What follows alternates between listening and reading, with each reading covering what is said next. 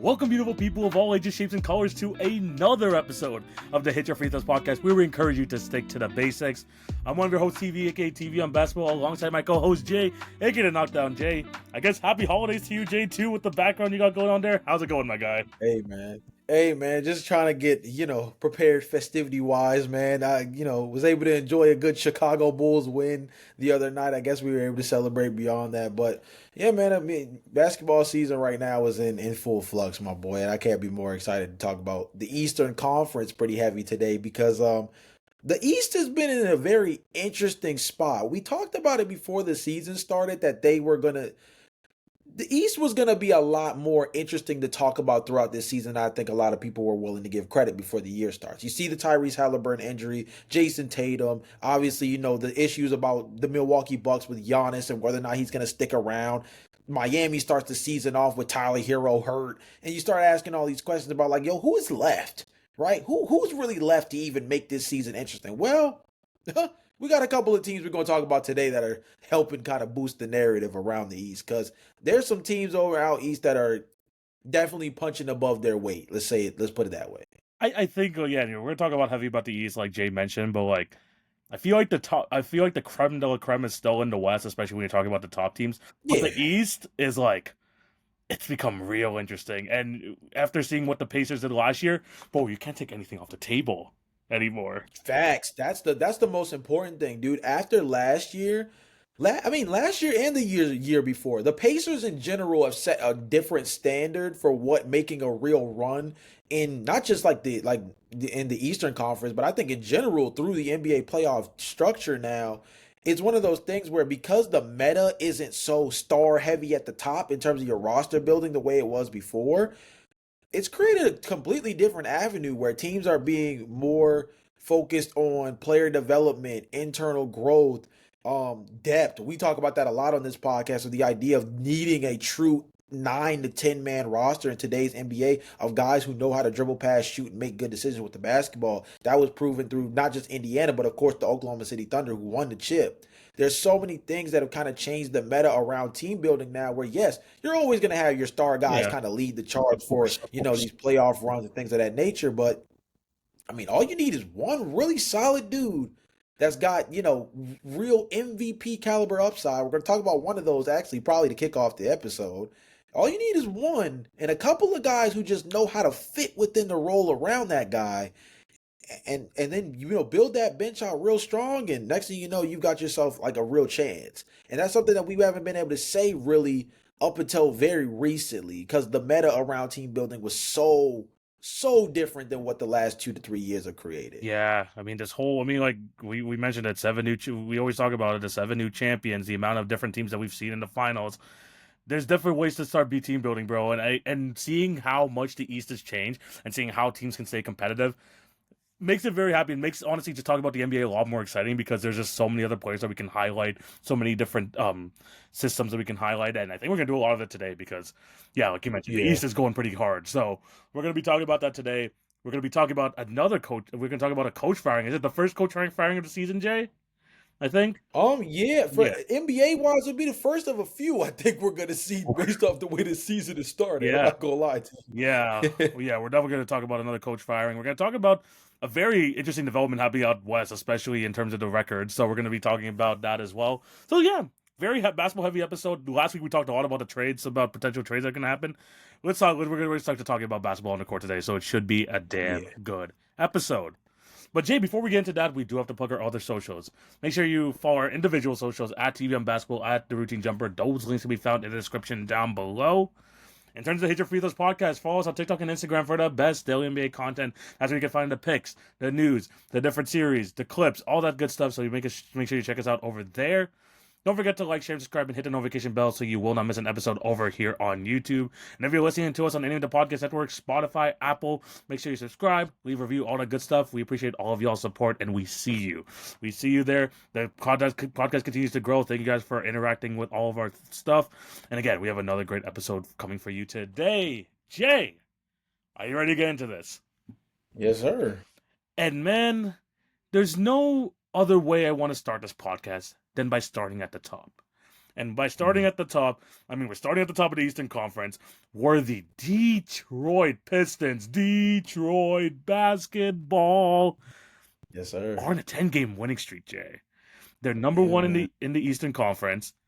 They're doing this with several injuries. I mean, we talked about, I think, a couple weeks ago, where the fact that they had no Jaden Ivey, Marcus Sasser was injured, that they had not a lot of guard depth, but they're somehow still making this work, even not having Cade for the last couple games or so. But the East goes through the Pistons right now, which is really weird to say. Jay, remember 2 years ago, they were on a freaking 27-game losing streak, and now we're going to be talking about them here today on a current 10-game winning streak. Jay, I'm going to throw it over to you. What has been the secret sauce over there in Detroit right now, man? They've been absolutely killing it. I mean, obviously, the number one answer is that Cade Cunningham is playing like an Of absolute course. MVP, Of right? I course, mean, yeah. that's the standard bearer of what Detroit basketball has looked like this season. Shout out to Cade Cunningham, actually named as like I believe he's either the fifth or sixth signature athlete for Nike Yeah, very yeah. recently, and deservedly so, man. I mean, he's been absolutely balling out this season. 27.5 points per game, 9.9 assists. I believe that's ranked second in the NBA this season, paired with 5.4 rebounds, nearly a steal and a half. And he's shooting pretty solid percentage. Obviously, the three ball is not falling right now, but you think about the usage that he has on ball and the kind of responsibility he has. It's only a matter of time before he at least gets back to league average. He's somebody that typically shoots around 34, 35% on a natural basis. So this 28% from beyond the arc is a little low. 43% is still kind of, about subpar. But I mean, he's somebody that gets to the free throw line on a high clip nearly 8 times a game. And the thing I think is so important is that although he has these counting stats that just kind of help elevate him from a statistical standpoint on offense, I think it's just so important of how engaging he's been on the defensive end this year, right? I think that's really helped in terms of, and it kind of started last season. It's built itself up this year in terms of this team being so competitive this year in terms of how it's affected the players around them. They're top five in opponents' points per game this season. They're top five in defensive rating. I believe, let me double check. They're They're second second, in yeah. defensive They're rating this second. season. So I mean, it's built off of Cade is your heliocentric, make everything happen, do it all guard that can score, facilitate. He's defending, and he's everything that you're asking like a Shea Gilgeous-Alexander to do for Oklahoma City, right? With a little bit more responsibility as a facilitator because it's a little different in terms of the ball handling responsibilities Sure. with no Jaden Ivey for this team, right? But so he's got a little bit more responsibility in terms of facilitating, but everything else is kind of the similar role you'd ask like a Shea Gilgeous-Alexander to do for OKC right now. But the instead of having so many guys that can like dribble pass shoot, they just got a bunch of dogs that just know how to hoop, dude. I mean, Asar, dog. Beef Stew, Isaiah Stewart, He's been dog. fantastic this year, Beats too. And then the guy that I'm gonna pass it over to you because I know you want to talk about him more in depth is Jalen Duren. TV. We talked about it a little bit before the podcast started. The dude clearly realizes how important this contract season is, and he's gonna make a lot of money this summer. It looks like. Man, it's funny because the one time we talked about Jalen during the season, I think it was during the bold predictions pod. It was like maybe like right before, like I think after the first game of the season, and I said there was going to be Yeah. some crazy 3-team trade where Jalen Duren will end up as a member of the Lakers or something like that, and like what DeAndre Ayton's going to be on on the Brooklyn Nets. It was crazy, and I said eventually that Nick Claxton was going to be on the Nets because they're still sorry on the Pistons because they're going to be trying to figure out that center position. It feels like they don't have to figure that out anymore because Jalen Duren, man, this season. And here's the thing, right? The one thing we knew that was great about Jalen Duren, we knew that he had to figure out the other stuff, the offensive end. You know, he was starting to take more mid range jumpers last year. They weren't falling. He wasn't enough of like a offensive threat at the center position, but. Yeah. We knew that he was he was an athletic five, especially for someone of his height, and we knew that he was one of the best rebounders in the league. Take that, Yeah. and he's doing that this year. Then add 20 points per game as of Yeah. late, Jay. 20 points per Yeah. game, 12.3 rebounds, 67% from the field. And Jay, 78% from the free throw line as a center. I think the highest since his second season, and I think he's attempting a lot more this year. His highest season in terms of true shooting percentage. Jay, Yeah. I know you have your thoughts on Jalen Duren, and again, you mentioned the contract situation. Like this is very much like if you want to think about it in a pessimistic again, the Hassan Whiteside sort of treatment that we've seen like Yeah. in the last decade. But Jay, people like Jalen Duren, and we have to give some more grace to some of these young guys. They just kind of just need times to figure it out. I mean, Yeah. we've seen it with like, especially with a young team with the Detroit Pistons. Him and Cade now have been like together for the last few years or so, finally developing that connection, being in the system, and now year 3, year 4, and hopefully now for the next 4 years, once you re-sign Jalen Duren, it looks like they have a really good outlook, and he is looking absolutely fantastic. The mid-range shot is falling. He's becoming more of a threat in the offensive end. He's still that fantastic lob threat that he was his entire career, but now you add in a bit more of that post game, a lot more aggressiveness, and you have the shot blocking to go with it. I'm putting up the stats here. I think he's having like a one block a game and one steal, so 2 stocks per game. Just a great all around season. And remember, he has to be a bit more of a number one option now because one, Cade has been injured over the last few days or so. Jaden Ivey has not played at all this season, so he has a lot more offensive responsibility, and he has been up to the task. I do want to shout out a bunch of the other Pistons. Again, we talked about Denise Jenkins before the pod, who has been an absolute godsend in his second season, who has been great for the Detroit Pistons. Tobias Harris hasn't played much, but finally Duncan Robinson has got his 3-point shot back. He's averaging like 12 points per game. This is just a Yeah. well-rounded Pistons team.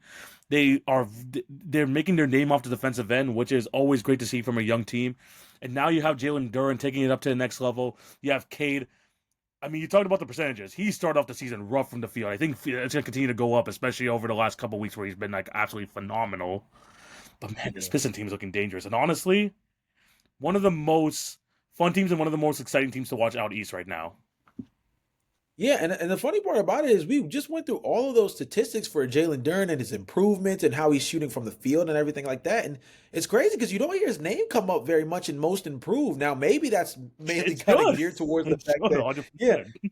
I mean, don't get me wrong. Maybe some of that is very much geared towards the fact that this may be one of the most competitive, most improved player races we've seen in quite some time, TV. And So I feel funny. kind of comfortable saying that. I No, mean, I, we could talk about it. Freaking Ryan Rollins. We could talk about freaking dude. um who else? Freaking Denny Avdia should be near the top of that list I right mean, now. Denny Avdia, I was looking at the sports books earlier. DraftKings has him like favorably sitting, like comfortably sitting at Fair number enough. one right now as most Fair enough. improved.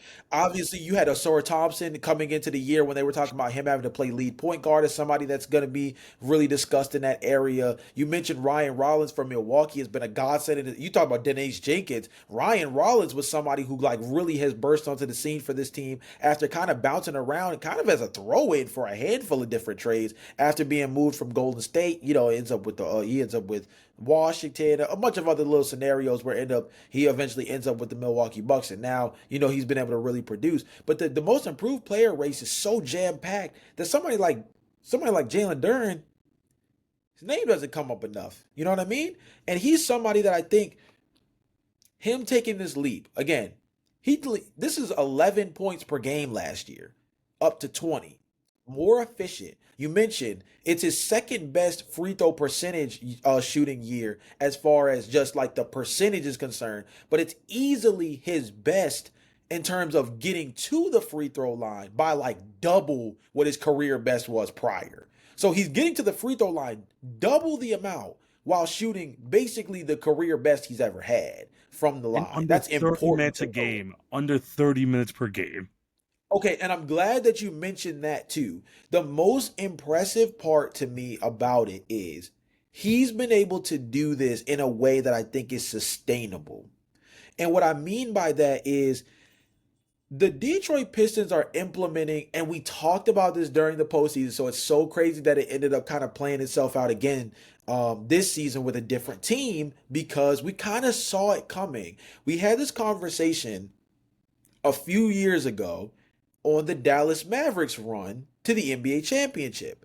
And we said, man, how interesting is it gonna be when this double big platoon lineup structure that Jason Kidd's been running out with Derek Lively and Daniel Gafford becomes low key the meta, right? Because we saw them doing it. Then you saw Minnesota. They got Cat, Rudy, and they still had Nas, and they still have Nas Nas Reed, Reed yeah. in that rotation at the time when they were doing it. The double big stuff with Jared Allen and Evan Mobley. Like you continued to see these like different iterations of it where maybe it wasn't as effective out the gate as Derek Lively and Daniel Gafford because their job was much simpler given the fact that they had a passer like Luka at point guard, Yeah. right? But the double big structure was something that was like slowly but surely starting to become like featured again, right? And Detroit is doing it in their own way, built off of look, neither one of our guys can shoot. We're just gonna keep it a buck. Neither one of our guys are necessarily gonna be asked to be stretch bigs in any sense. If you want the proof, here's the proof. Well, shout out In Isaiah terms of Stewart for almost being a 40% 3-point shooter this year somehow. yeah, Isaiah Stewart, I was gonna say Isaiah Stewart is shooting nearly 39%. It's on just over 3 attempts per game. And we know that Jalen Duren's not taking any Yeah, threes. I actually believe, yeah, he hasn't taken a single three this season. he better They're not. doing this by simply going back to the roots of the organization itself. Bad boy Pistons basketball, picking folks up 94 feet, guarding the rim aggressively as humanly possible, having a secondary rim protector to follow up in Jalen Duren behind Isaiah Stewart. They are attacking and hounding the ball. Their point of attack defense, I think, has been huge. Somebody we didn't bring up earlier who I think does deserve a lot of love, despite the fact that maybe his stats aren't screaming off the page, is like Karis LeVert has just been solid this year. He's just been very Competency, solid as like a competency too. comp. Yeah. There you go, TV. Hey man, that word is a staple of the podcast for a reason.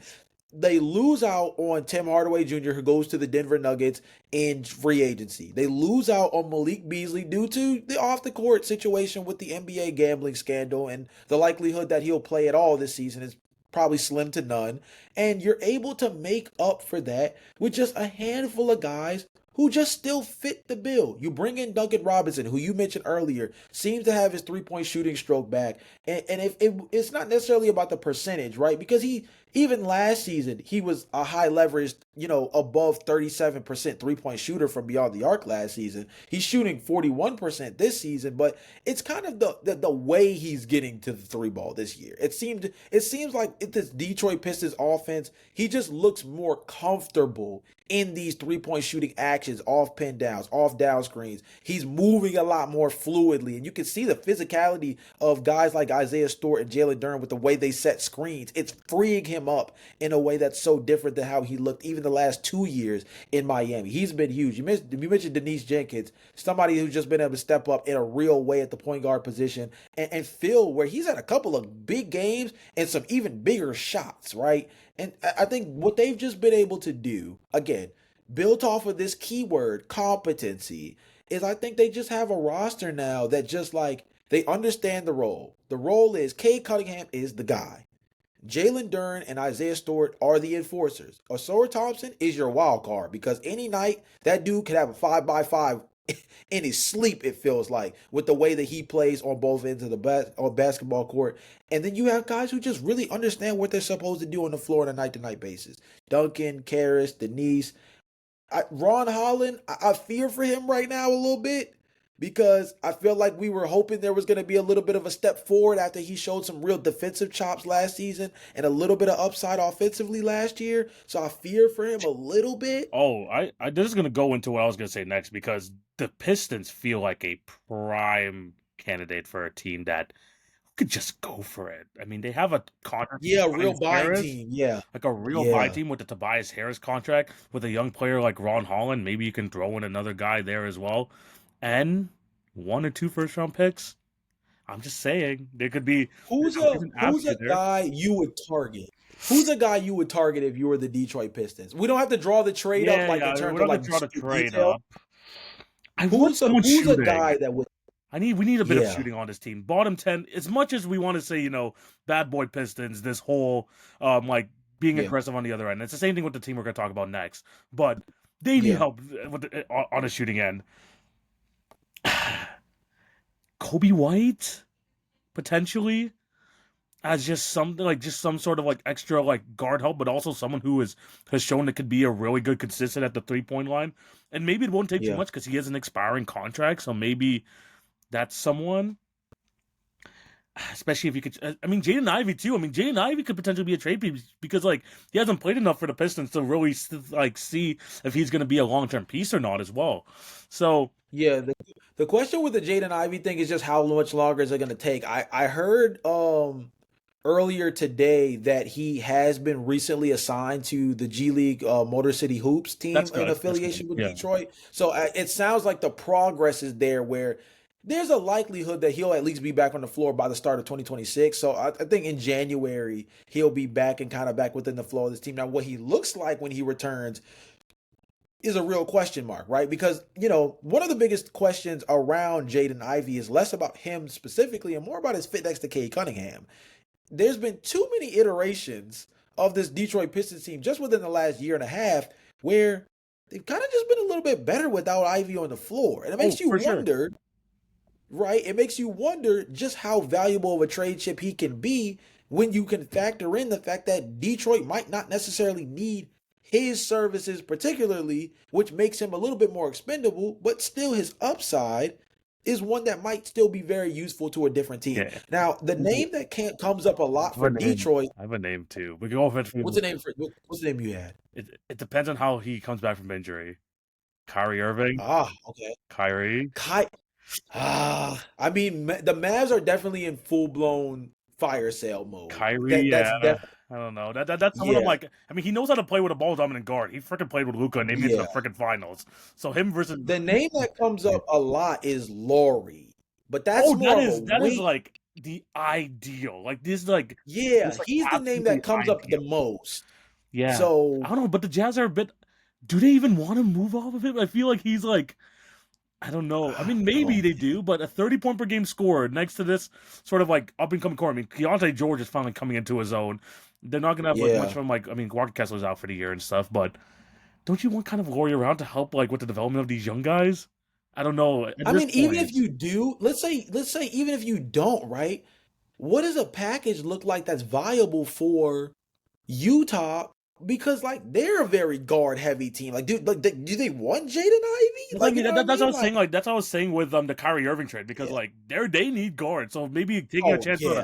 on a Jaden Ivey or someone of that, and maybe I mean I don't know if you have to throw in Raw and Holland because freaking Kyrie Irving is a bit on the older side too, right? So it's like so Yeah. maybe Ivy and Harris and maybe a first round pick that could possibly Yeah. just do it. That could be possibly enough to entice the Mavericks. There's something there, especially because if I'm not mistaken, Kyrie only has one more fully guaranteed year after this season, which makes him semi-expiring as Yeah, a well, year and a half by which the time could he gets make it back a from his little bit. injury, and then I think he has a player option after that. I Yeah, believe I believe he has a player option up after that, and I think he becomes an unrestricted free agent in yeah. 2027. I think he's a part of that insane 2027 class that everybody keeps saying that the New York Knicks and the Los Angeles Lakers and stuff, or not the Knicks, excuse me, the Lakers and the The Warriors are Warriors. like gearing up for financially and all that crazy stuff or whatever. So he's a part of that group. No. He's probably not at the tippity top of that list, but he's in the mix for it. But I don't know if the Pistons want to be the team to pay him. That'll be an interesting experiment to kind of sit down and like really think about is like who could be the ideal guy for them where a trade actually makes sense. Again, Laurie's interesting. I think Kyrie's an interesting one. I don't hate the Kobe one either. That just depends on like how Jaden Ivey comes back because a lot of what Kobe White does is like the excelled version of what Jaden It's Ivey the proven version. theoretically brings to the It's the table. proven version of David and Yes. Ivy. Yeah. So Yes, I would say that's a great way to though that's a great way to phrase it. Is like Kobe White is what the complete version yeah. of the Jaden Ivey experience would look like if everything kind of comes together. Another guy that might be a little bit cheaper is like Malik Monk, just because he kind of gives Go. off I the mean, go for same. it. Yeah, I wouldn't mind that. I Yeah, mean, and we they know do. Sacramento is going to fire sale. Yeah, no, like for sure. And again, it depends on how people view Jaden Ivey. He's still a young player, but he still does not have a contract yet. But you do have team control if you do trade for him, so that's also nice to know that you Yeah. have like full control of that contract if you ever do pay him. But yeah, definitely interesting. Let us know down below because the Pistons look really good right now.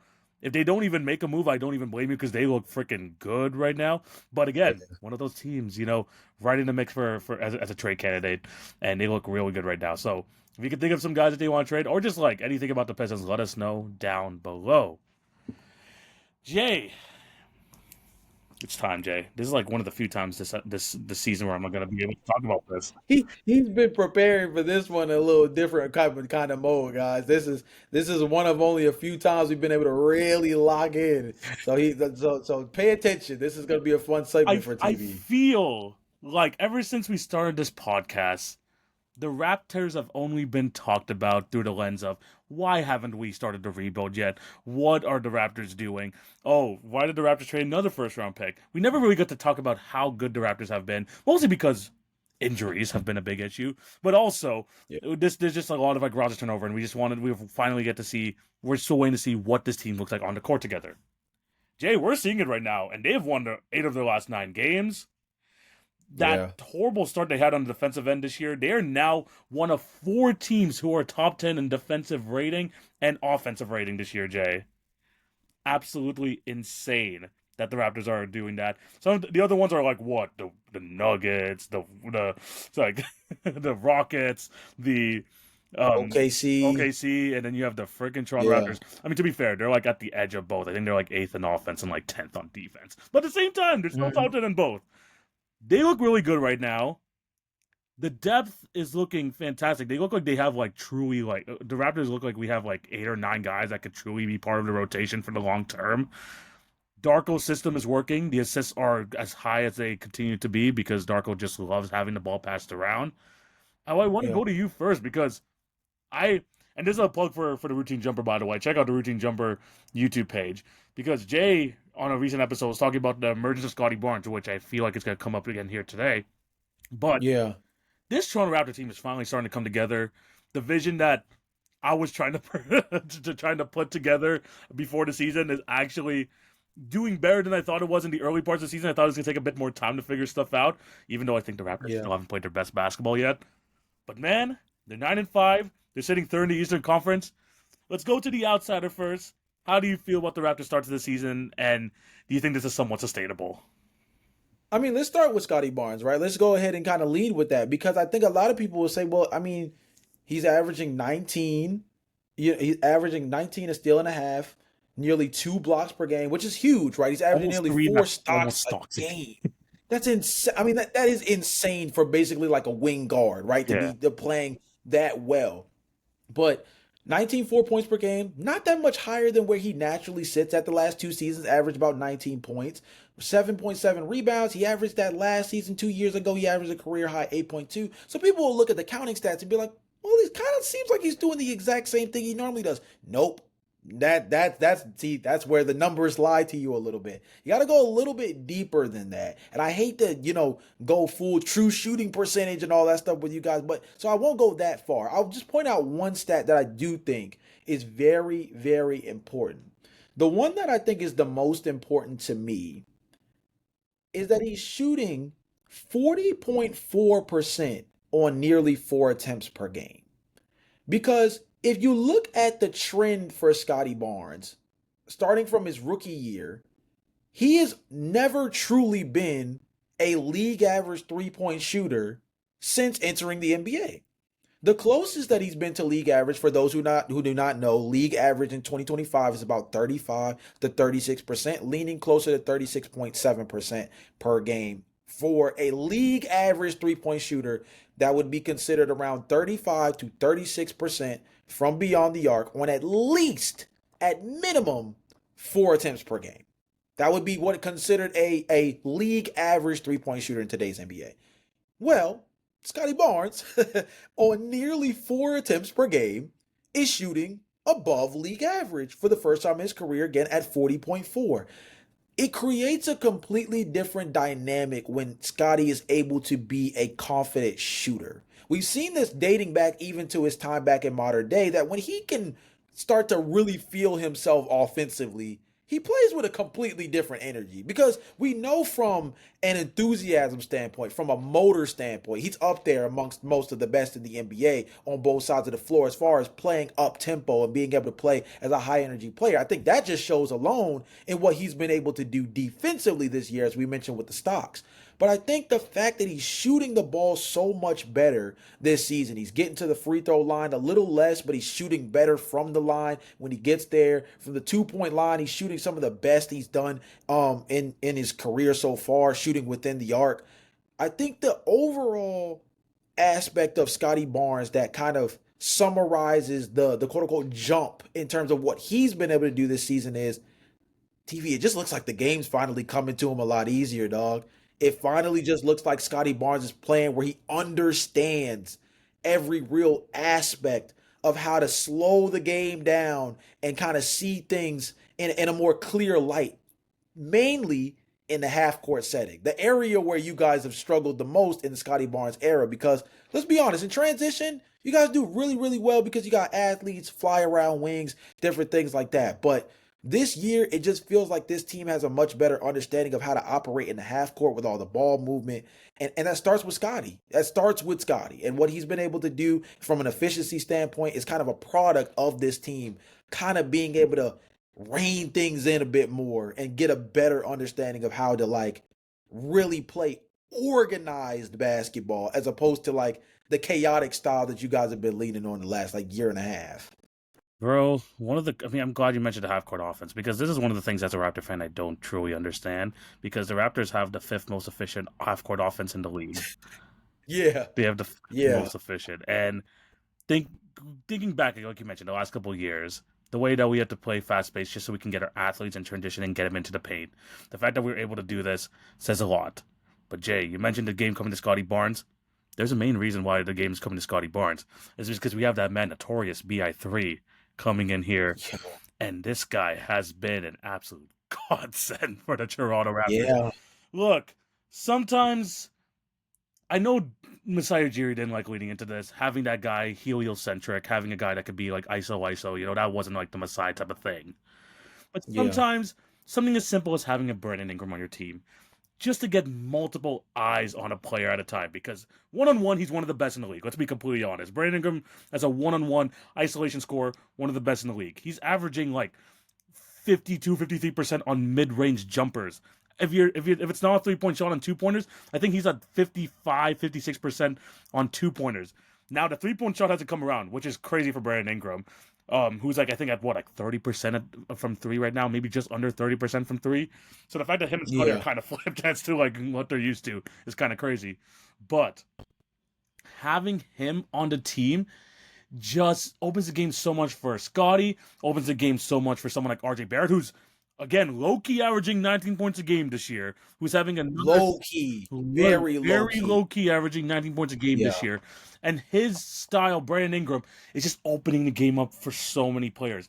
And not Yeah. only is he doing that, he's actually buying into the Darko system.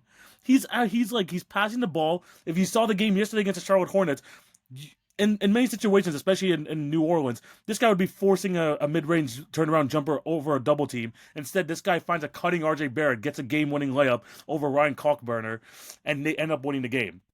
Brandon Ingram, in terms of an isolation scorer, is still that guy, but now Yeah.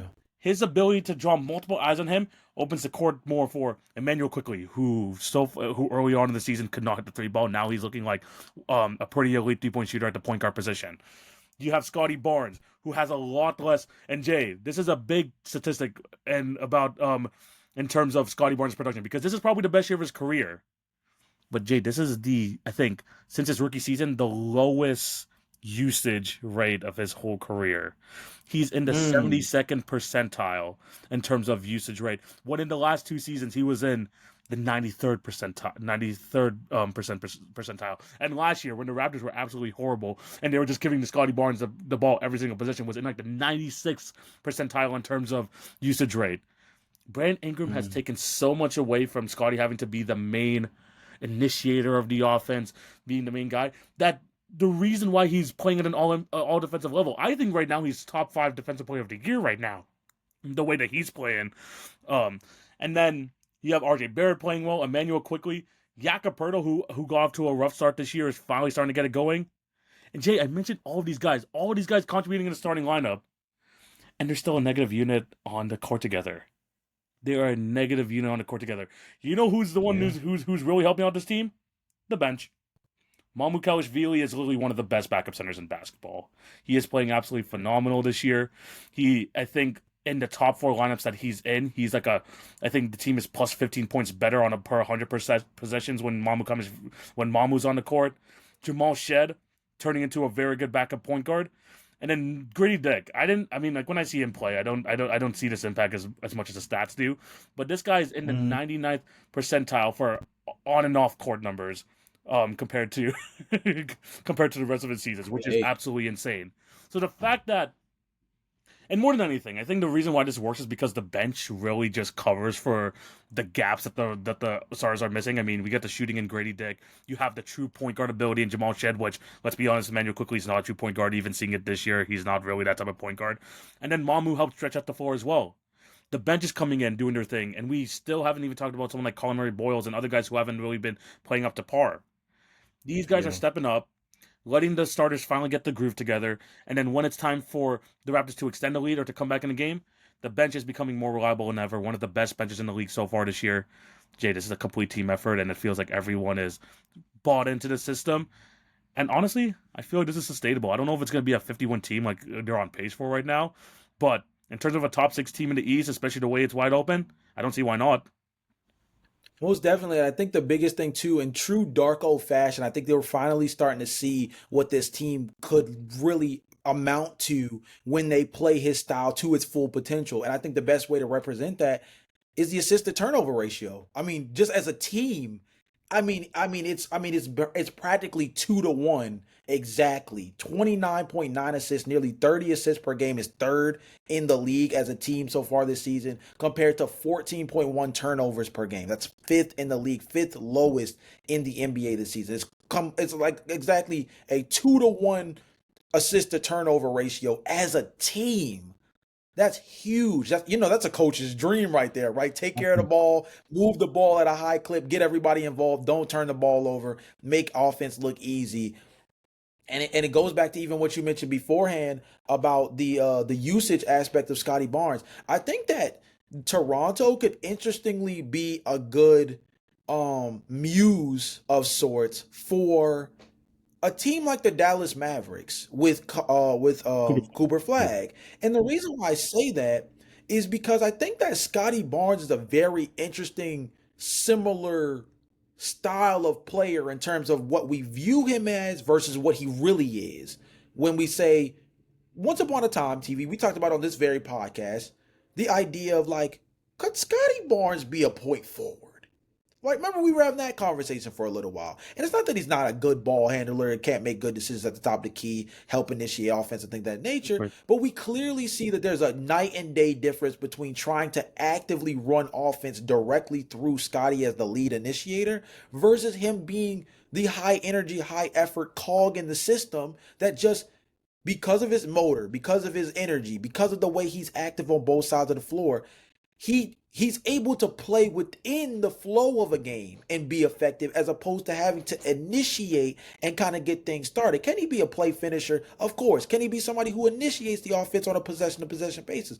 Of course. But having guys around him who can take a little bit of that pressure off, your Brandon Ingrams, your RJ Barretts, you see how simplistic the offense gets, not just for everyone else, but shoot, for Scotty as a scorer. Again, we just talked about how much more efficient he's been this season compared to seasons past, especially from beyond the arc. That starts with the fact that he just doesn't have to command so much responsibility as an on-ball threat. And I think the same thing can be said with the Cooper Flag experiment with him as a point guard. I think we know that Cooper is more of your high motor, high energy play finisher at the small forward position. We've seen this dating back to high school. He's never necessarily been this put the ball in his hands, run offense through him. He can go get you a bucket at any time. Sure, he showed you off the Jason Tatum jumper at Duke and different things like that made you think that there was a little bit more of a gear there. And sure, there might be, just like we saw for a season or two with Scotty Barnes at point guard. There's a gear he can get to.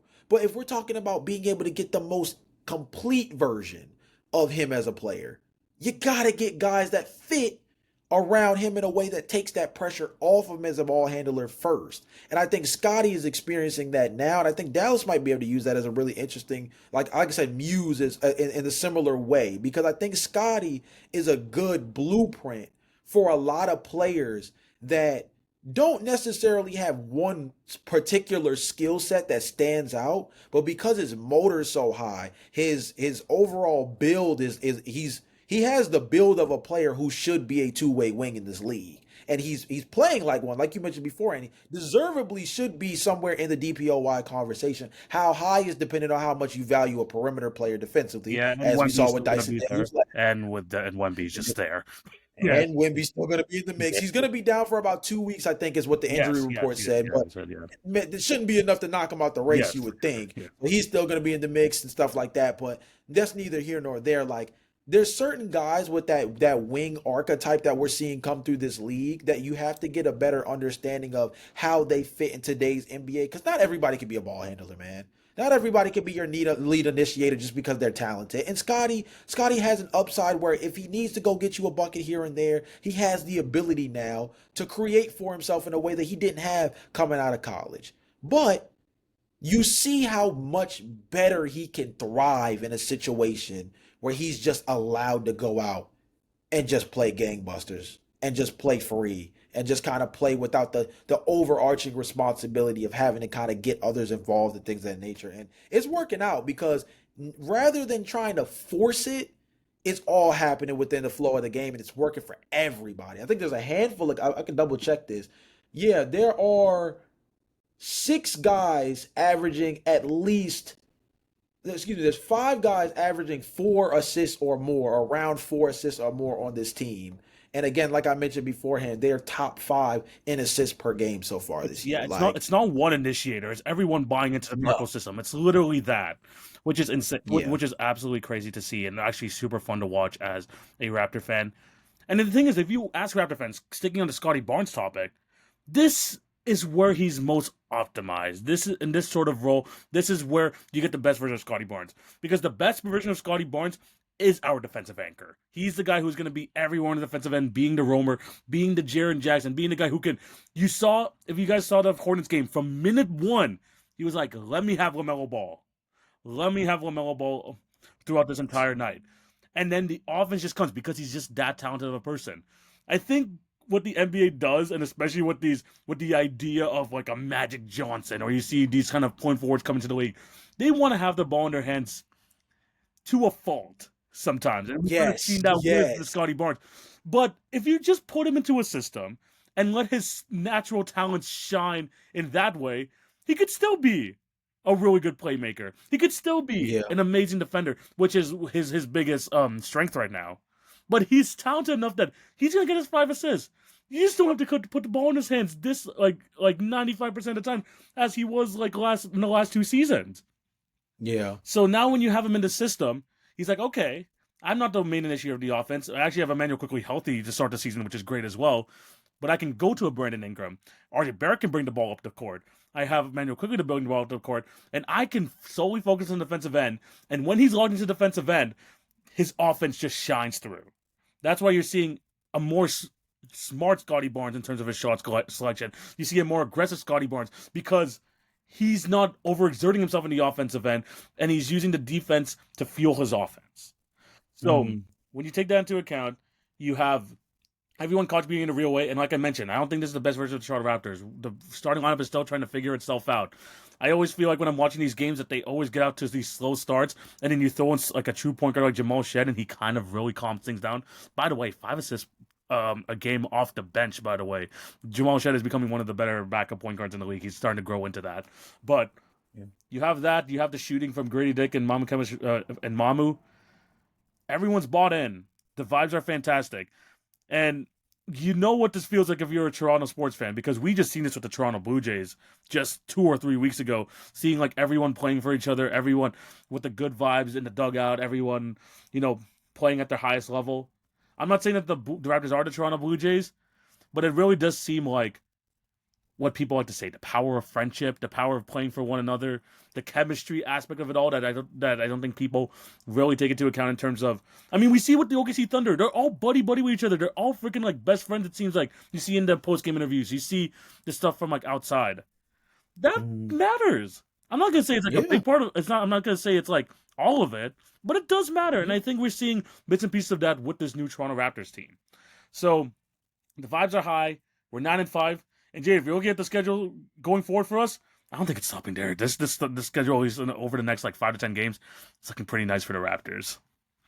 Hey man, not to mention you mentioned the upside aspect of it. I mean, Jakob missed games earlier this season too, and he's big in terms of you guys' rim protection. Being able to have him back on the floor consistent is one of those things that flew under the radar because people don't talk about Jakob as much as he deserves in terms of what he brings from a rim protection standpoint. But being able to get him back in the fray after that back injury kind of held him back in the early portion of the year, as he kind of gets his sea legs back underneath of him, could be really helpful in terms of being able to helping this team sustain what's been, a borderline top 10 defense this year. If you guys are able to maintain the space you guys are in from an offensive standpoint, and then you're able to get more from Jakob as the season goes along with the way you guys are already playing defensively, this could be a team that does finish borderline, somewhere in the top 12 in both offense and defensive rating this season. And usually, if you're around top 10 in both categories, that's usually the recipe to be able to make a decent playoff run. So Yeah. that goes to show you that sky is the limit for a team like the Toronto Raptors that's playing at a really high level right now. Yeah, 100%. And before we move off, I will just say this last thing about Jakob Poeltl. People kind of clown me when I said in my Raptors preview video on my page that Jakob Poeltl's the second most important player on this team. Guys, there's a big difference between second most important and second best player on this team. And Yeah, Jakob Poeltl, and you could see this year, he's the difference between the Raptors potentially being a top 4 seed in the East and being a play-in team. yeah, That's how much of an impact he has. And am I going to blame that on roster construction? A little bit, because we have no other centers really like Jakob Poeltl like that to make up for it. But at the same time, it shows that Jakob Poeltl actually can hold down the fort, and he actually is better than the stats suggest, by the way, with Jakob Poeltl. He is a very good center, amazing screener at that position. And once he starts getting his offensive flowing, I mean, last year he was averaging, 15 and 12. I'm not going to say he's going to get that, but he's going to be a real solid player this year, so be on the lookout for him as well. I'm just glad we got to talk about the Raptors in a positive light, mhm. and we don't have to talk about them near the trade deadline again. So yeah, nice job for the Toronto Raptors. Excited to see how they're going to play the rest of the season. If they continue to play well, don't worry, more Glaze is coming on the podcast in the near future. Jay, let's talk about the last team that we want to do in the Eastern Conference, and this team. Again, I feel like this has been like a trend for these other two teams as well. Amidst the injuries, the Atlanta Hawks are top 5 in the East. They're what, 8-5, 9-5 right now. They're looking really good. And this is, for me, not seeing the best of Dyson Daniels. I mean, he's been absolutely struggling to start the season, especially offensively. But Jalen Johnson looking absolutely fantastic. Nickeil Alexander Walker has looked like one of the most bargain pickups of the offseason so far. He's been absolutely Yeah. great. And they're doing this again. Trae Young has only played 5 games this year. Kristaps Porzingis is going to miss like the next 2 weeks. And they're still playing at a very high level. Jay, they're also on a 5-game winning streak right now too, so they're playing some of their best ball of the season. How are you feeling about the Atlanta Hawks? Man, I think the biggest thing with Atlanta is just the fact that, I mean, dude, they you talk about the power of friendship and playing together, they're just figuring it out. They're just figuring it out Everyone on is a night to contributing. night basis. Everyone. Dude, it doesn't matter who it is. Jalen Johnson's going off. Onyeka Okongwu's getting big time minutes with the Kristaps Porzingis sickness stuff going on. Nickeil Alexander Walker starting to hit big shots. I mean, they're just doing it from everywhere. And I think the biggest thing for me, right, is this Atlanta Hawks team, and this is going to be a really weird comp because, again, they're missing their star player. So maybe it doesn't go one for one. But something that I think is so important, it goes back to Detroit, and I think it kind of goes back to Toronto as well to a certain extent. But this team is a bit younger than both of those teams. So I think this is why it's such a good comparison is. This Atlanta Hawks team reminds me a lot of that Orlando Magic team from 2 years ago. And what I mean by that Yeah, is they come into the yeah. season with very low expectations and the idea of just like, what do we have? You know what I mean? Like, you have Paulo, you got Franz, Jalen Suggs when he's healthy, he's a solid player. But like, what do we have here? You know what I'm saying? Let's figure out who the guys are and let's figure out what our identity really is. And 2 seasons ago, was the real establishment for the Orlando Magic of being like this defensive oriented young ball club, right? And we know it's very hard to get a youthful team to defend at a high level. Why? Usually guys are focused on their counting stats, they're trying to get paid, they want to get recognized as one of the better players in the league. There's personal agendas that tend to get in the way of a young basketball team. And you look at this Atlanta Hawks roster and you think about a lot of the circumstances around this team. Most of them being weighed down by the circumstances of Trae Young, right? Who potentially could be an unrestricted free agent as early as this upcoming summer. But outside of that, TV, all these other guys that have been actively playing throughout this season, they know they're here to stay. Jalen Johnson is under contract. Nickeil Alexander-Walker was traded for in a sign and trade from Minnesota this summer. Zachary Ricochet is still on his rookie contract. Dyson Daniels just got a 4-year max extension this summer. And so these guys are playing like they know they're here to stay. And they're playing together with a certain level of freedom and a certain level of togetherness now that they can't necessarily rely on the heliocentric aspects of Trae Young. And I know people will look at the stats and say, Trae Young averaged double digit assists last year, led the league in assists last year. Heliocentric, yes. Because there's two ways to be heliocentric, guys. The first one is the ball never leaves the guy's hands because every action has to be initiated around that individual. The other way to be heliocentric is that you have to build a defense that also covers up for that individual in a way that now takes away from everything else systematically. This is a team where now, rather than having to build a defense around Trae Young, TV, they're running out guys where everybody can dribble, pass, shoot, and play elite level on both sides of the floor. They're running out lineups with Nickeil Alexander at the 1, Dyson Daniels at the 2, Zachary Ricochet at the 3, Jalen Johnson at the 4, and Onyeka Okongwu at the 5. TV, this is some insane stuff right here, where we're talking about guys like Dyson Daniels and Nickeil Alexander-Walker sharing the same backcourt, where you have to deal with that for 94 feet when you're trying to bring the ball up. Don't even mention the fact that Jalen Johnson is floating around as a roamer defensively with Onyeka Okongwu with the last line of defense. And then offensively, these guys are just playing like athletes. They're just flying around. I believe, if I'm not mistaken, let me double check to make sure. Yeah, they're one of the top 10 teams in pace of play this season. They're top 10 in opponents' points per game. They're number 5 in defensive rating so far this year. This team is not doing it off of elite level offense and trying to outrun folks. They're not playing the way the Portland Trailblazers are this season, right? They're playing like a team that's built off the backbone of defense. You wouldn't say that about most Trae Young teams. You want the proof? Last season, this team was the third worst scoring defense in the NBA last year. Third worst. They were middle of the pack defensive rating wise. They were 19th last season. That was with Trae Young on the floor for a good majority of the year. This season, through 14 games, they're top 10 as a defense this year.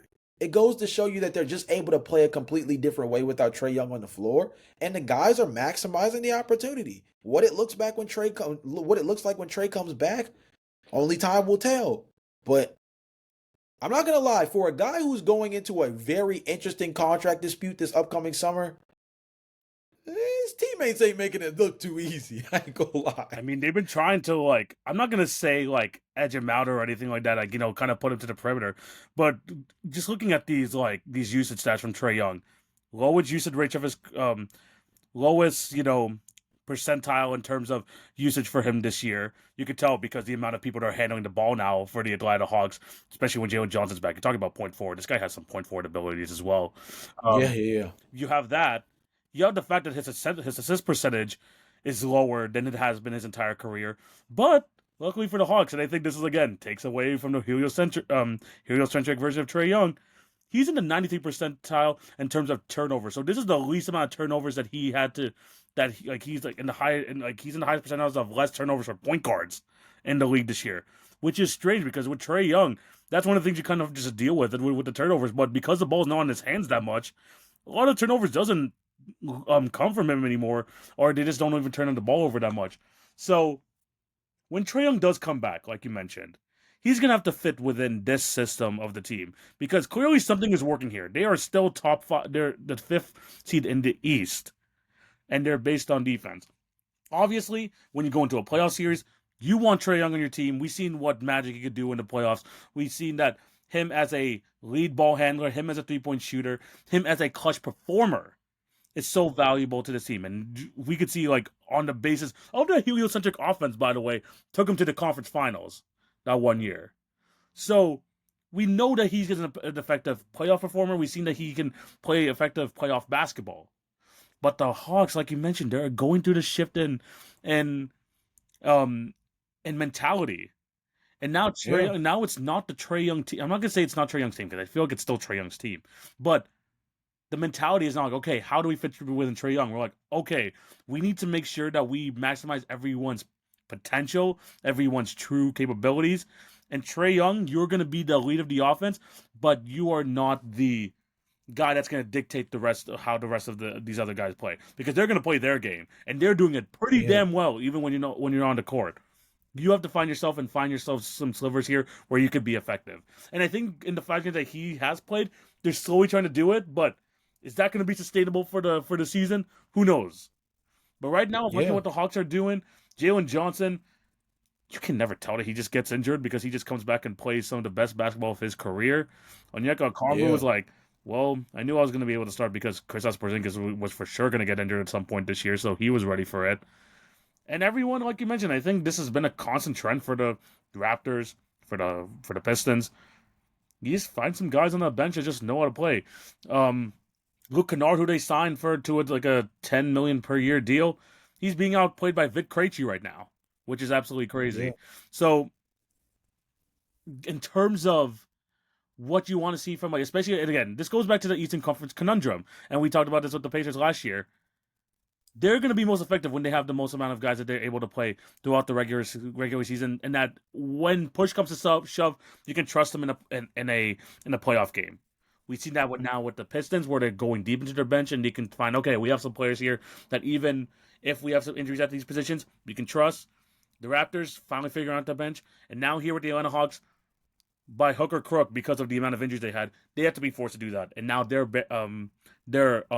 seizing the benefits of it. So have these three teams, especially we talked about like in the earlier parts of the podcast, we've seen that they can go 9, 10 deep into their bench, and they're able to be effective. And I think this yeah. screams. I don't know if they're going to beat the top teams in the West, but in the East right now, we have some teams that are creating really good systems in the early on in the season that can maybe foreshadow them to have some good playoff runs going down the line. And I think the Hawks are one of those teams that can do that. Yeah, and I mean, one of the biggest things you mentioned beforehand is going to be interesting to see how Trae Young assimilates into this because they're balling right now, and you don't want to upset the apple cart, but you're also what you going to do? Start bringing Trae Young off the bench? Let's be realistic here, right? The story is still going to start and end with Trae Young when he gets back on the floor, Yes. as far as his contribution to this team. I think the thing that's going to stand out to me the most, and we're going to clock this as something to kind of keep tabs on throughout the season, because Atlanta will come up more as we go throughout the year, just like I think Toronto will. TV jokes about it, but we'll end up probably talking about them a lot more Yeah. throughout the season if they can keep this up. But Atlanta, there's two stats that I think are going to be very important to keep track of this season after Trae Young does come back. So clock this for where we're at now. At the very moment, it is November 18th. The Atlanta Hawks are the eighth best scoring defense in the league. I mentioned this earlier when I was talking about everything statistically for them. This is a team that is eighth best in the league in opponents' points per game. Last season, they were third worst. Let's see where they are around January, because I think Trae Young's set to come back relatively soon. Let's see where they are around January or February. The other thing that I'm very interested in, and I want to see if there's any real impact here. Last season, TV, this team was third in pace of play. The season before that, they were fifth in pace of play. So what I'm saying here is this season they are ninth in pace of play. It seems like one common denominator within this new Quinn Snyder based offense, because that he's been here the last 2 seasons, is they want to play more up tempo. They want to play more up tempo in a way that I think will be sustainable for them. Outside of the last year of Nate McMillan, this team has typically been more of a slow your roll half court led offense. They've been like bottom 10 in pace of play prior to the Quinn Snyder era. I want to see if the pace picks back up to top 5.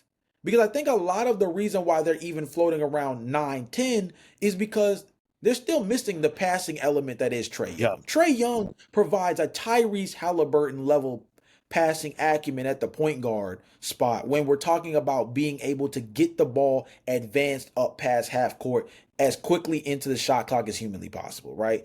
Trae Young's passing ability alone can help facilitate a top 10 pace of play on its own just because of his ability to advance the ball and make good decisions with the basketball as a high IQ passer, regardless of what the turnover numbers typically tell you.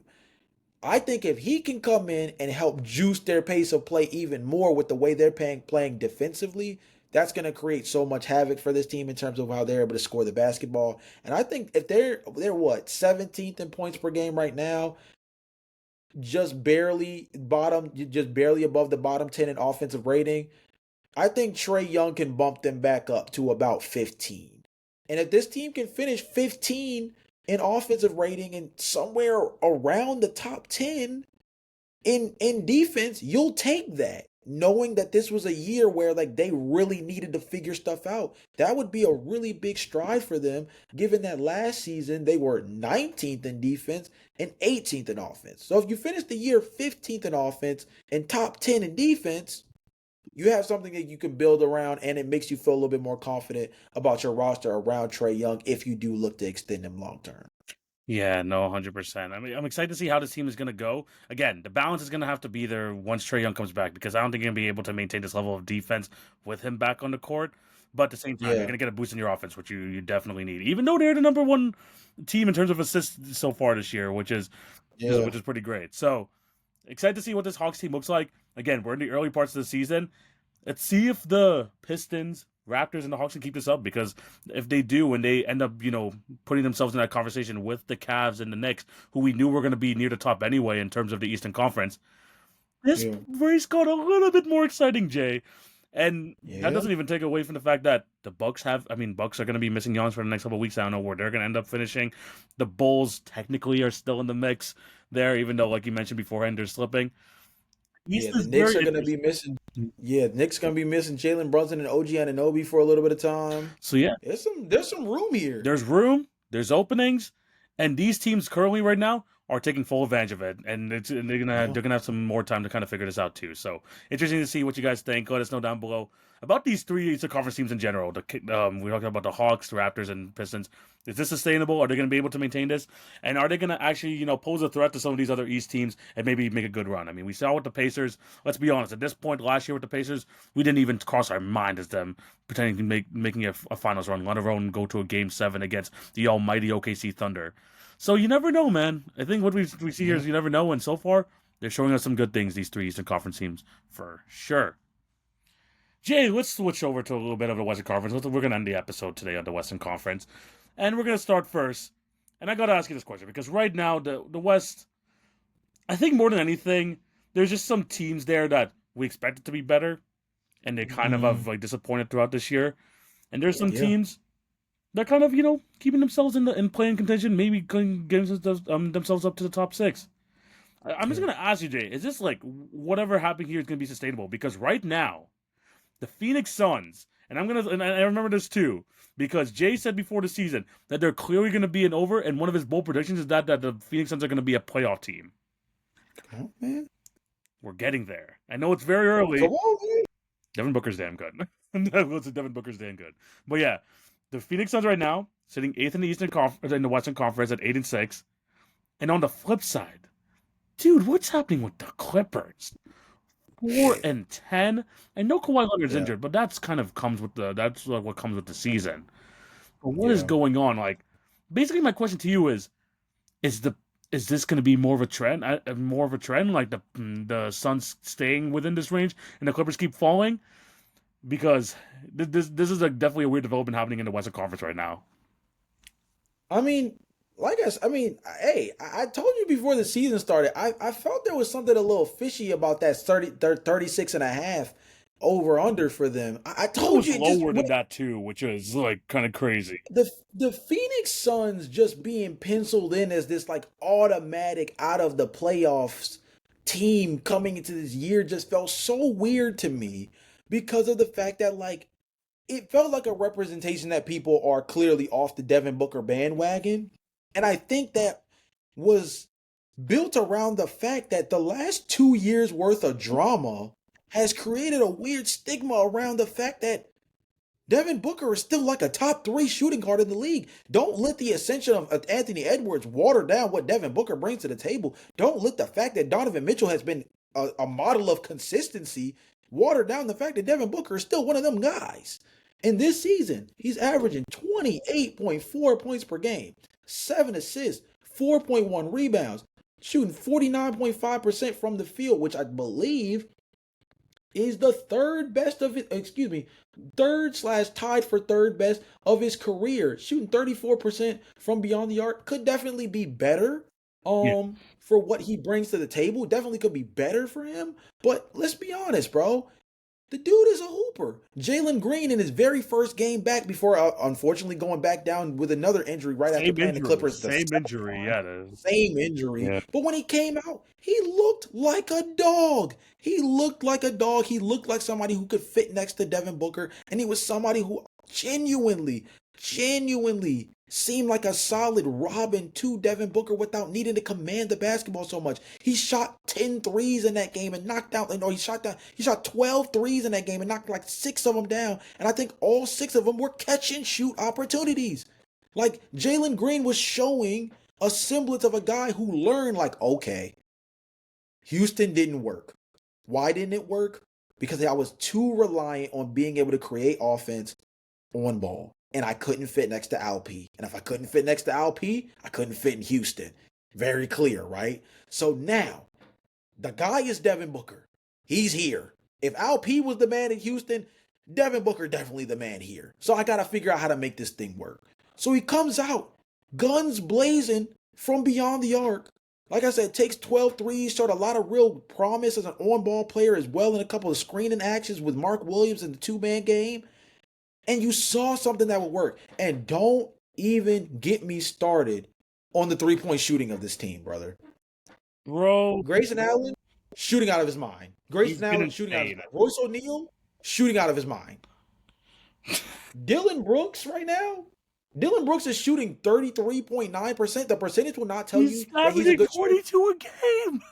My boy is averaging 22 a game, shooting 34% from three, and the man is taking 8 3-point attempts per game. Let me put something in perspective for y'all real quick, because this blew my mind. He's taking 8 3-point attempts per game. This is the highest he's taken in his career, with the closest prior was literally just last season where he took 6.3. So he's upped his volume. He's upped his aggression as an offensive player. He's taking 16.9 shot attempts per game. Most of his career, second most behind him was back in 2021-2022 NBA season. Dylan Brooks is playing like somebody that has something to prove. Dylan Brooks is playing like somebody who is tired of being told he's the problem. Dylan Brooks is tired of playing in a way that feels like people are trying to consolidate him into a particular role. This is a guy who clearly, he has more offensive chops than just being your PJ Tucker spot up shooter, pest defender as a physical guy on the wing. He clearly has more chops than that. Are we telling you that he needs to have the ball in his hands as much as Devin Booker? No. But are we telling you that clearly Dylan Brooks has an upside offensively that the Memphis Grizzlies never truly allowed him to flourish with? The Houston Rockets even never truly allowed him to flourish with. Yes, and you're seeing it now as a featured option for this team. He is getting 17 shots a game. He's getting 8 3-point attempts per game. He's getting to the free throw line 4 times a night, which is not insane in retrospect, but this is not a guy that you associate too much with the free throw line. His next career high was 3.3, which again might not sound like this crazy bump, but when 3.3 was 4 years ago, it goes to show you there was a certain level of limitation over what Dylan Brooks has been allowed to do offensively. I love what they're doing in terms of allowing him to explore the studio space. I love what they are getting from Mark Williams this season. And granted, you take the good with the bad because he's still trying to figure this defense thing out, it feels like, as a rim protector. But he's getting you rebounds. I mean, come on, man. I mean, like this team's gonna I said it in the bold prediction section. I'm gonna double down on it now. This team is going at least 500, dog. This team is at least a 41 win ball club at the end of the season. I just feel it in my bones. Now, the Clippers, I'm going to let you start with the Clippers because I've already been talking this long about Phoenix as it is. The Clippers trending in the opposite direction, I feel like feels equally as sustainable, if I'm being honest with you. I mean, no Bradley Beal. No Bradley Beal for the rest of the season. Chris Paul can't get minutes. He's getting DNP CDs.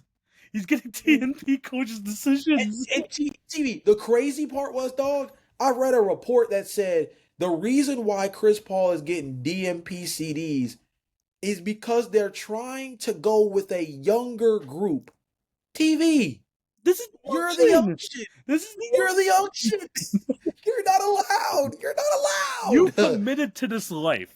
The Clippers committed to the life of the unction, and now they're seeing, this team is not moving too well, huh? This team is not. I mean, James Harden. Okay, firstly, let's get the good out the way. James Harden's balling. James Harden. Sure. Yeah. Facts. Let's respect him. Let's put respect on James Harden. 26, 9, and 6.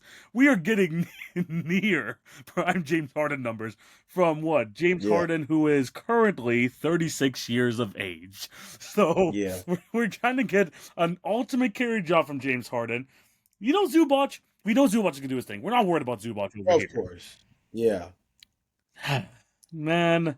This drop-off gets wicked, though, bro. Well, I don't even want to include Kawhi Leonard because he's going to be out for a while again. Exactly. I'm not even going to include Kawhi Leonard, even though he was in the 6 games. Oh, wow, we're celebrating in 6 games. But 24 points a game, 50, 40, 96. 6 games. Oh, wow, he looks like one of the best small forwards in the league. Oh, well, he's just not going to play now for the next month or whatever it's going to be.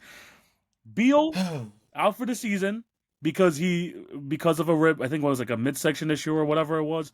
But something like that. He's out for the year, but he was playing awful before he got there. The swan song for Chris Paul back in the Clippers jersey is going off to probably one of the worst starts it could probably do because he's now getting DNP CDs.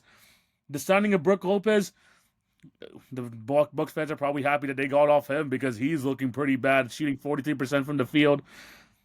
And the thing is, you needed these guys to play up, I'm not even saying to their prime version, but to be competent role players.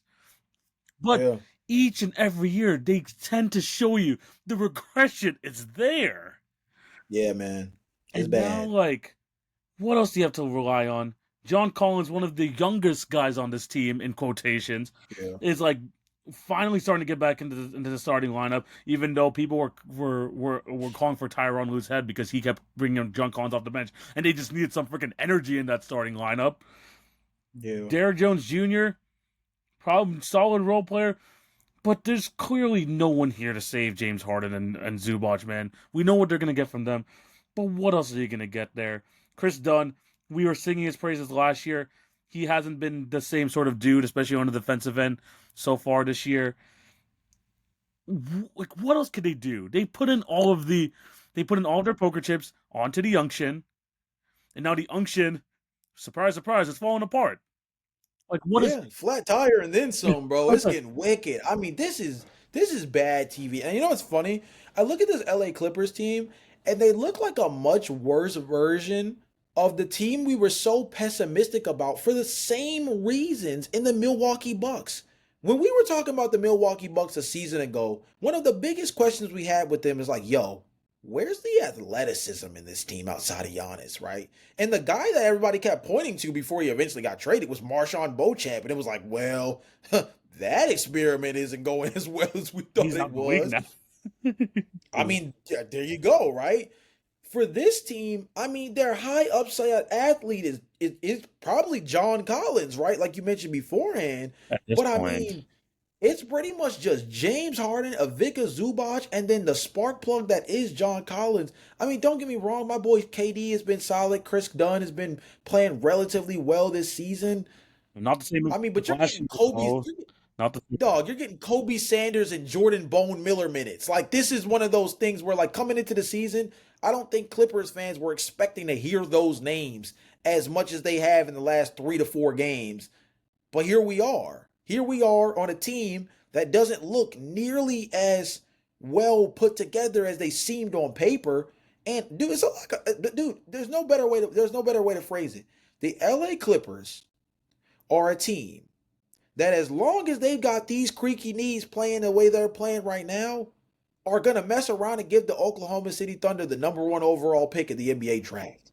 And that's the reality that this team is rolling down. Because regardless of how well James Harden is playing so far this season, regardless of how well Ivica Zubac is playing this season, TV, we've really undermined it a lot of this season on this podcast because we tried our best not to overbearingly touch on this subject. The West is still a bear, even with some of the things that are going on so far this season. LeBron missed the start of the year.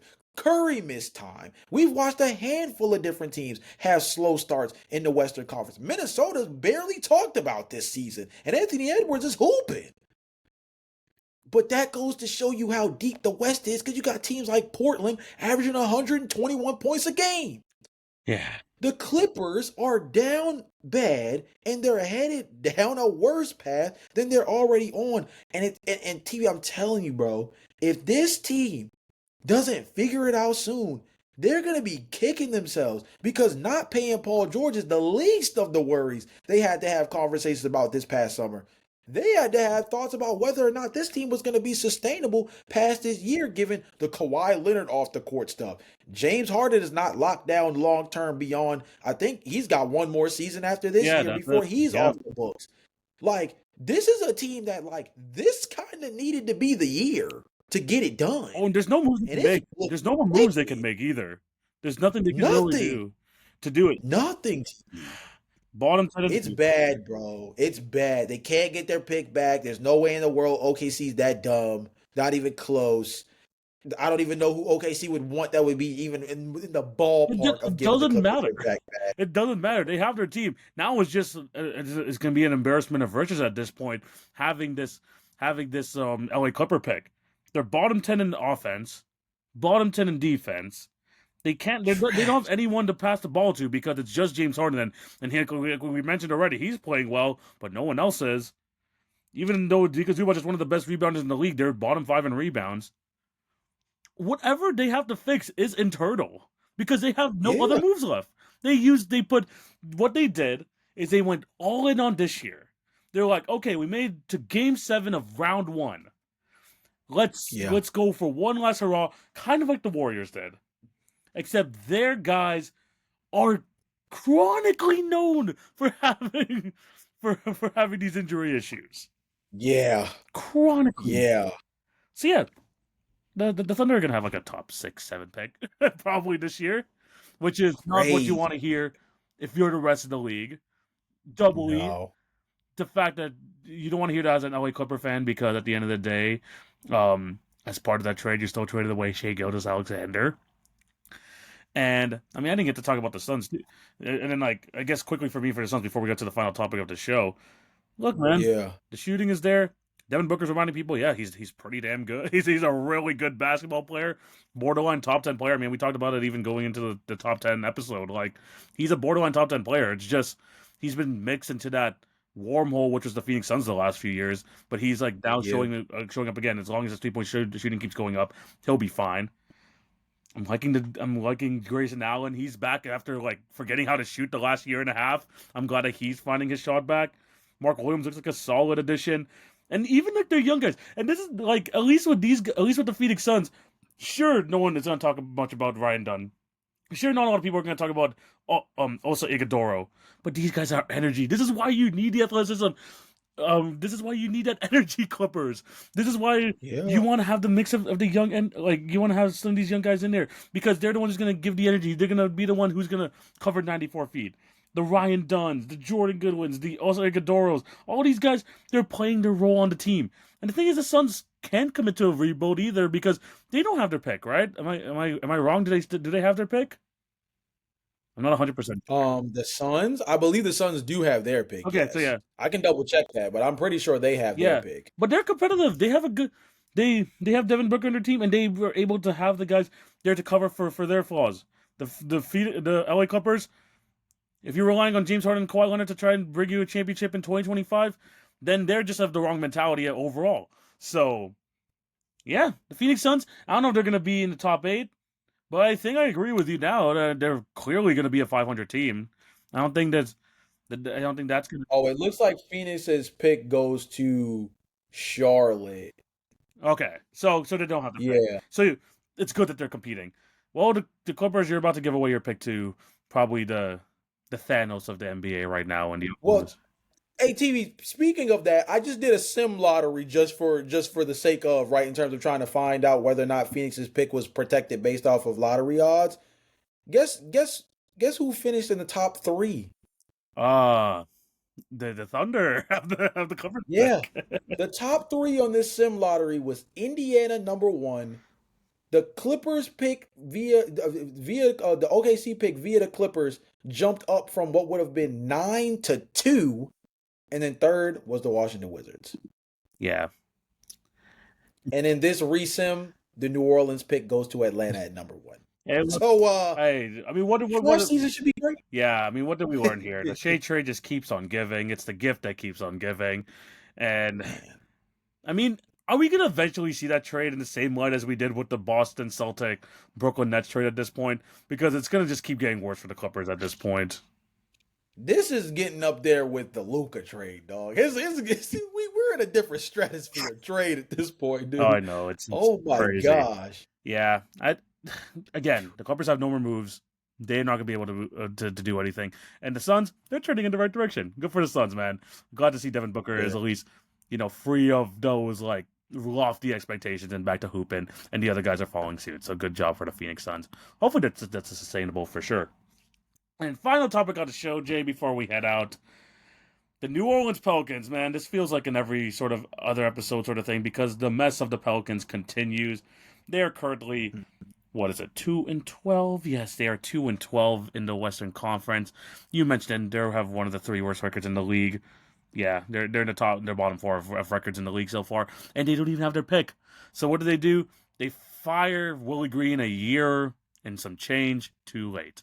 Because Jay, you probably remember this from last year's season. I said that the coach on the Mhm. biggest hot seat that year was Willie Green, and he had to fix something with the Yeah, Pelicans. I do remember that. Yeah. He didn't, and he still kept his job.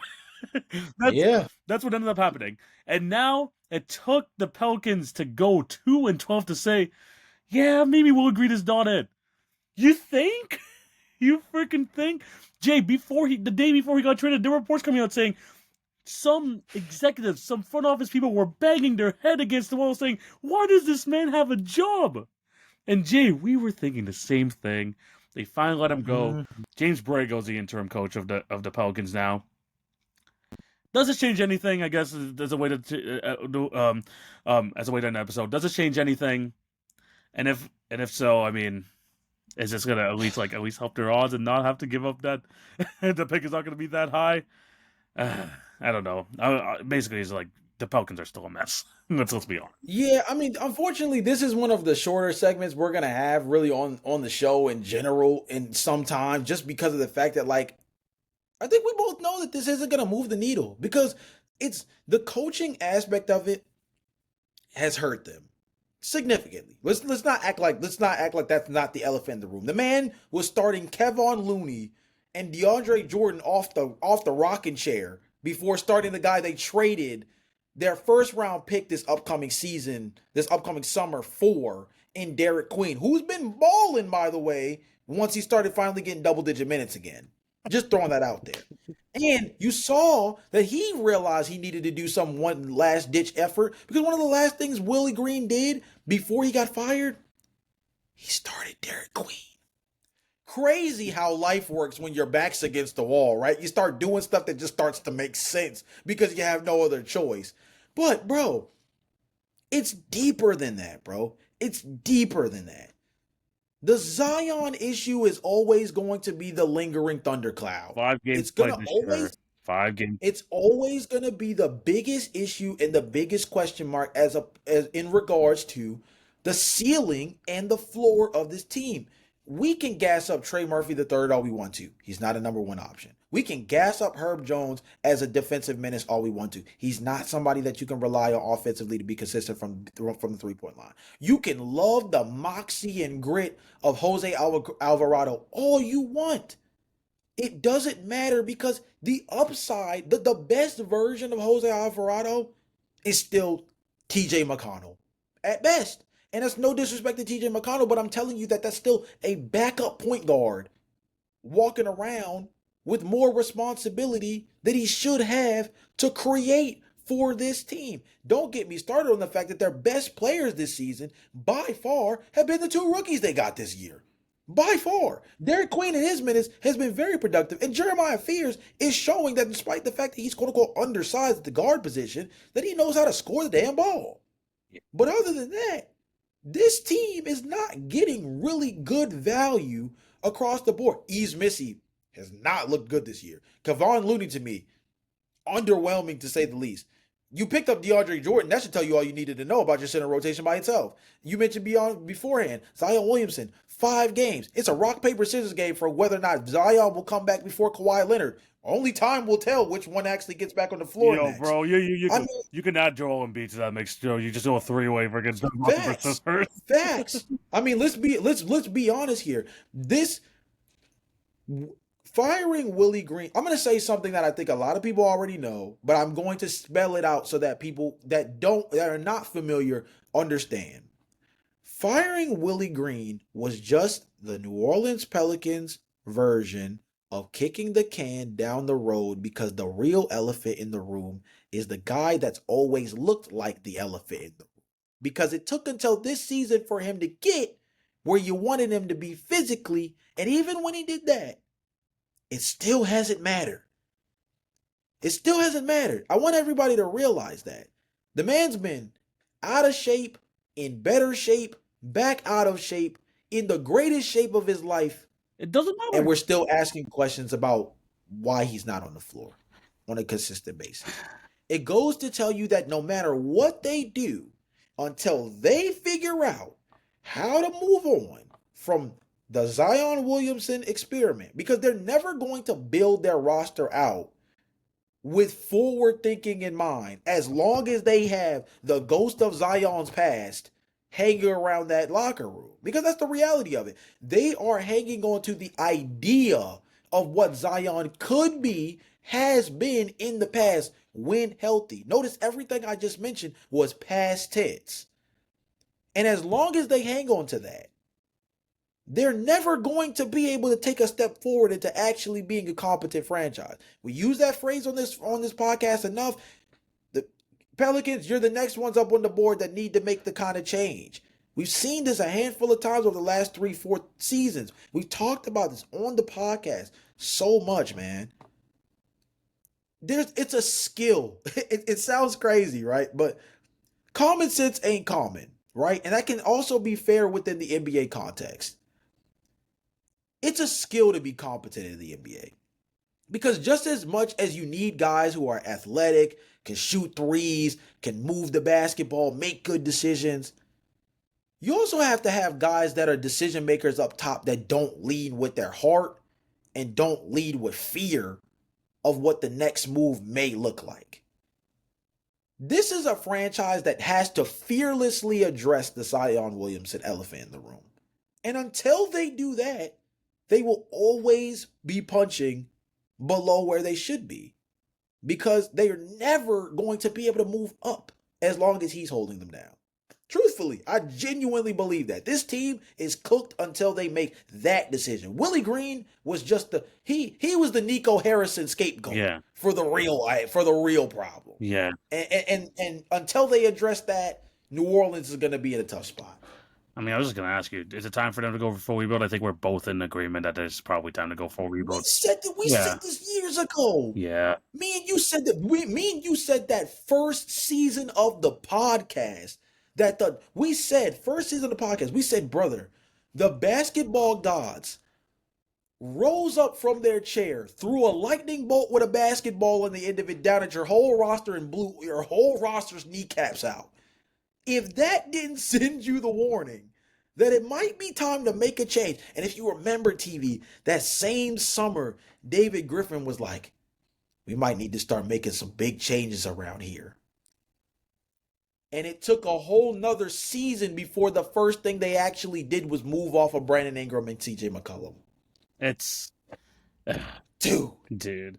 What I see this Pelicans team, and I mean, you basically like hit all the points. One, I mean, we know that Zion has to go. It just depends like who's a taker and anyone's willing to take a risk because if he's in the same boat like you said as a Kawhi Leonard, as a Joel Embiid, the risk is never worth whatever package you have to give up for Zion Williamson. And again, we know that they at least have two nice young players they're going to build around: Derek Queen, Jeremiah Fears. That's great. What I see in this team is a bunch of guys that would be great on playoff teams, but are being asked to do way too much for a team that's bottoming out right now. Yeah. Trey Murphy on a, I'm just looking through the standings right now. Golden State. A Golden State, a Denver Nuggets, a Phoenix Suns. Shoot, Phoenix, who we talked Phoenix, who we talked about earlier. Portland Trailblazers would love to have someone like a Trey Murphy. But like you said, he's not our number 1 or 2 guy. Herb Jones could be one of the most coveted perimeter defenders in the league, but he's stuck on the middling New Orleans Pelicans. Jose Feels like an OKC guy. Feels like an OKC guy through and through. Beautiful, exactly. Jose Alvarado could be that TJ McConnell for any sort of team competing for a championship. He has shown he can give that energy, he has the effort, and he's shown that he can perform in big-time moments. But he's stuck on the rotting Pelicans. What I see here is a bunch of guys that other teams could be like, hey, we can have some assets here we can give for you. They just have to accept it, like you mentioned. They just have to accept it and just, let those guys be guys on, like, real serious teams. Because they deserve to be. They deserve to be in other situations. And at least you have 2 guys you can start building around. I mean, you gave up, like, probably one of the stupidest trades in trying to get Derek Queen. Just try to build around him and try to make that work with Jeremiah Fears. You already have a nice little duo building up over there. But the rest of it, time to do a little sellout here, Jay. Time to do a bit of a sellout. And I think that Willie Green is just, again, one domino that's 2 years too late. Now it's time for them to really, like, to cement that and then actually start moving away. Because they're looking like the Julius Randle of the season. And if they continue to think that they're more than that, we're going to continue to clown them on this podcast. Let's be completely honest. Yeah, man. I mean, you're not wrong. I think the way I'm gonna cap off my thoughts with New Orleans is they're definitely one of those teams that if we're talking about really monitoring the trade deadline, right? The Western Conference has that conversation under lock because the 3 teams that a lot of people are going to be talking about. Once upon a time, I remember your Toronto Raptors were this headlining team, and they ended up not really doing anything outside of the Pascal trade, but the 3 teams that are at the tip top of the list in terms of the trade deadline and could be a full fire sale: the Sacramento Kings, the New Orleans Pelicans, and the Dallas Mavericks. And it's going to be interesting to see how all that shakes out.